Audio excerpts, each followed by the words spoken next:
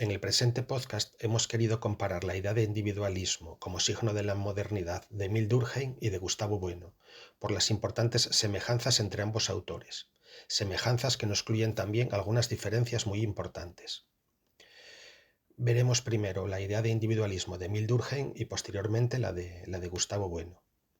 Emil Durkheim, uno de los fundadores de la ciencia sociológica, analiza el fenómeno del individualismo propio de la modernidad en su obra La división del trabajo social. Para Durkheim, el individualismo moderno no es simplemente una cuestión de preferencia individual, sino un producto de las fuerzas sociales y económicas de la modernidad. En esta obra, La división del trabajo social, Durkheim aborda la transición de sociedades tradicionales con solidaridad mecánica a las sociedades modernas con solidaridad orgánica, lo cual está íntimamente ligado al surgimiento del individualismo en la era moderna. Durkheim distingue, en efecto, entre dos tipos de solidaridad que caracterizan diferentes formas de organización social. En las sociedades tradicionales, la solidaridad mecánica se basaba en la similitud y la homogeneidad de los individuos, compartiendo creencias y valores comunes. En contraste, las sociedades modernas exhiben solidaridad orgánica, que se deriva de la interdependencia funcional y la especialización de roles. En estas sociedades modernas, la creciente especialización de las funciones sociales lleva a una mayor diferenciación de roles y trabajos. Durkheim destaca que en este contexto los individuos pueden elegir entre los diferentes roles y oficios. El individualismo se deriva entonces de la liberación de las trabas que existen en estas sociedades modernas respecto de las sociedades previas unidas por solidaridad mecánica, hacia una sociedad actual donde los individuos tienen movilidad social entre las diferentes profesiones. A pesar de esto, el individualismo no implica en Durkheim automáticamente una mayor libertad subjetiva de elección. La teoría de la movilidad social de Durkheim, aunque sugiere que los individuos tienen la capacidad de ascender o descender en la jerarquía social en función de sus habilidades y esfuerzos, sin embargo, en la práctica, esta movilidad está limitada por factores como la calidad de la educación recibida, las oportunidades disponibles, los conocimientos y destrezas particulares que cada individuo posee, etc. La competencia entre los candidatos, a su vez, también juega un papel crucial. Los individuos compiten entre sí por oportunidades laborales, reconocimiento y otros recursos, lo que puede influir en la dirección y alcance de sus elecciones. Por último, las categorías desde las cuales los individuos eligen están predefinidas por la misma sociedad. Las opciones de los individuos de esta forma están moldeadas por las estructuras sociales preexistentes y las oportunidades accesibles, lo que limita la amplitud de sus elecciones y sugiere que a pesar de la aparente libertad subjetiva, las opciones disponibles están intrínsecamente vinculadas a la configuración social circundante. Además, hay que tener en cuenta que, como decimos, las categorías desde las cuales los individuos eligen están moldeadas por la propia sociedad. El individualismo, por lo tanto, tiene su explicación sociológica a través de la lógica de la modernización. La actitud individualista de las gentes es estructuralmente necesaria para que se cumpla el orden social de la modernidad, caracterizado por la división funcional y profesional. Pero la práctica del individualismo, insolidaria, egoísta, como señala Durkheim, aunque los individuos estén unidos por una precaria solidaridad orgánica, tiene también sus costes, puesto que en muchos casos nos sumen la confusión, la anomia o el fracaso generados por las fricciones y daños de la refriega moderna. Veamos ahora la idea de individualismo en Gustavo Bueno. Gustavo Bueno aborda el tema del individualismo propio de la modernidad en su obra Panfleto contra la democracia realmente existente. En esta obra, Bueno señala, contra lo que suele creerse, que el subjetivismo o individualismo como signo de la modernidad no comienza con el protestantismo o con Descartes. Ciertamente, dice Bueno, la Reforma protestante suele ser considerada como el primer gran movimiento que habría dado lugar al individualismo típico de la modernidad. El individualismo de la Reforma suele asociarse a la idea de que la Reforma liberó de las trabas de la Iglesia romana y de las estructuras religiosas propias de la Edad Media.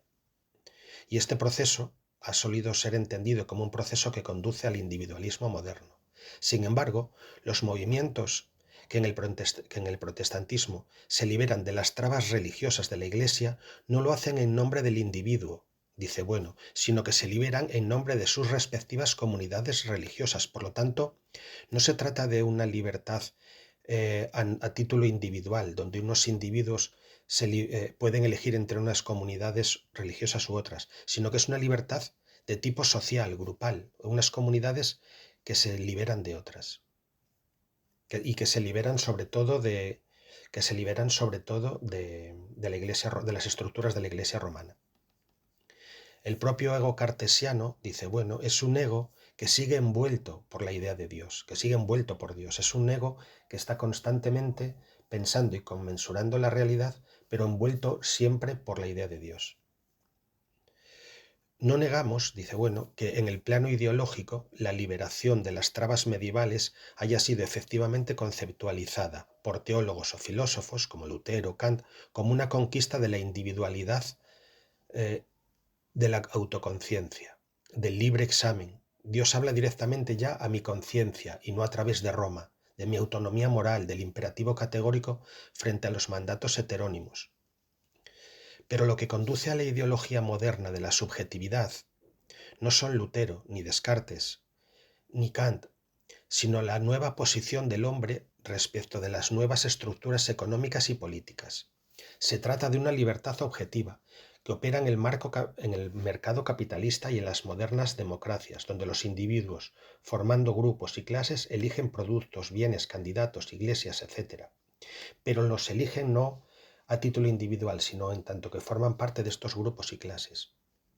Por lo tanto, hay una libertad objetiva diferente en la modernidad.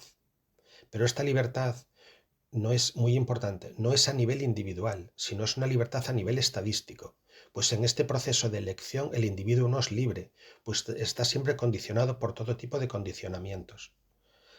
La ampliación del sufragio universal en las sociedades desarrolladas, premisa imprescindible para la consolidación de las sociedades democráticas, habría sido a su vez un proceso estrictamente correlativo al proceso de ampliación de los mercados pletóricos y con ellos de la ampliación del cuerpo de compradores solventes, es decir, del incremento de la demanda eficaz y no solo de la demanda intencional. Por lo tanto, el individualismo moderno, dice Bueno, tiene, según esto, poco que ver con la maduración de una supuesta conciencia metafísica de la libertad, sino que es un proceso circunscrito al individualismo propio de los consumidores que se identifican con los bienes que desean adquirir en el mercado pletórico. Desde el materialismo filosófico, nos recuerda Bueno, se trata de llevar adelante la crítica, no ya al individualismo, que suponemos no existe propiamente, sino a la ideología individualista, que define la libertad y la libertad democrática como la facultad en virtud de la cual cada uno puede hacer lo que quiera con tal que no interfiera en la libertad de los demás. Lo característico de la modernidad, por lo tanto, no es el individualismo y la libertad subjetiva por parte de este nuevo individuo moderno. Lo que cambia en la modernidad es la libertad objetiva, que se conforma a escala de clases de conductas individuales, más que a escala de conductas individuales. De modo parecido a como también entendemos la idea de azar físico, conformándose no tanto a escala de trayectorias individuales de un dado en movimiento, sino a escala de clases de trayectorias individuales. La trayectoria de los dados individuales es determinista. Y lo que para los dados es el azar, para los ciudadanos de una democracia de mercado pletórico es la libertad.